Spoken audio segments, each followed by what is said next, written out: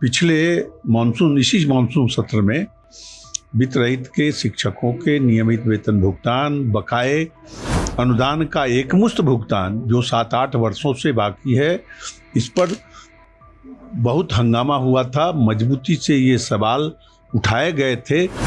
हमने कार्य स्थगन प्रस्ताव भी सदन में लाया था और उसके बाद कमेटी भी बनी और आज तक कमेटी की एक भी बैठक नहीं हुई। शिक्षा मंत्री ने, उस समय के निवर्तमान शिक्षा मंत्री ने दूसरे दिन आकर सदन को अवगत कराया कि 1 सप्ताह से 10 दिन के अंदर हम इसकी बैठक कराएंगे। सदन में आश्वासन के बाद आज तक बैठक नहीं होना सही माने में यह सरकार के लिए दुखद है।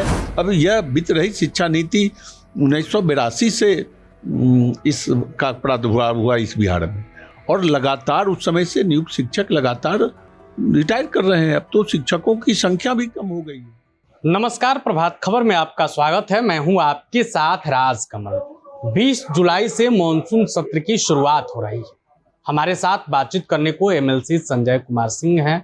मुझे याद है कि आज से 1 साल पहले जब मॉनसून सत्र शुरू किया गया था, तब भी वित्त रहित शिक्षकों को लेकर खूब हंगामा हुआ था। शिक्षा मंत्री ने आश्वासन भी दिया था। बजट सत्र में भी वित्त रहित शिक्षकों का मुद्दा उठा था, लेकिन अब तक क्या हुआ इस मामले पर हम बातचीत करेंगे। कुछ भी नहीं हुआ है और सही आपने कहा कि पिछले इसी मानसून सत्र में वित्त रहित के शिक्षकों के नियमित वेतन भुगतान, बकाये अनुदान का एकमुश्त भुगतान जो 7-8 वर्षों से बाकी है, इस पर बहुत हंगामा हुआ था। मजबूती से ये सवाल उठाए गए थे।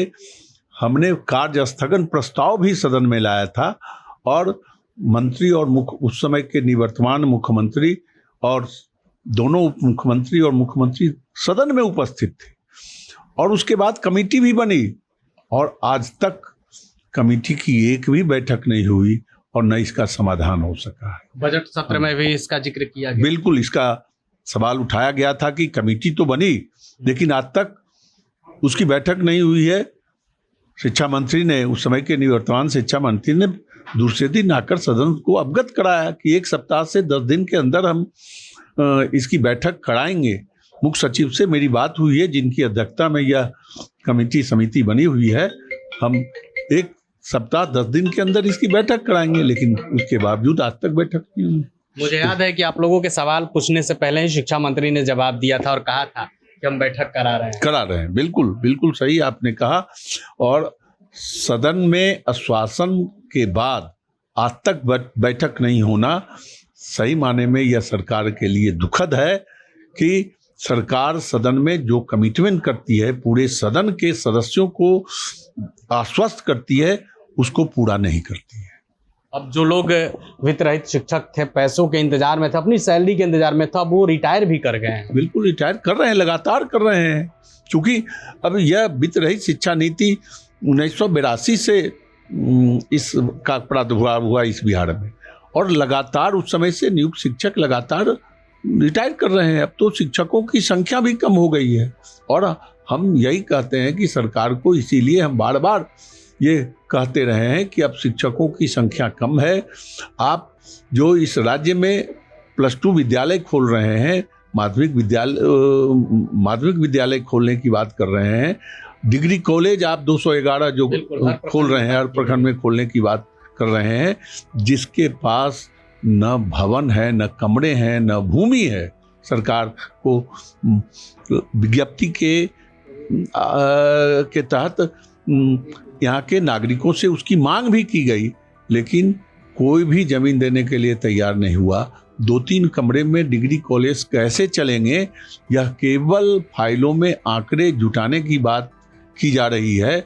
मुझको तो लगता है कि बिहार के बच्चों को गुणवत्तापूर्ण शिक्षा कैसे मिले, इसकी चिंता सरकार को कम है।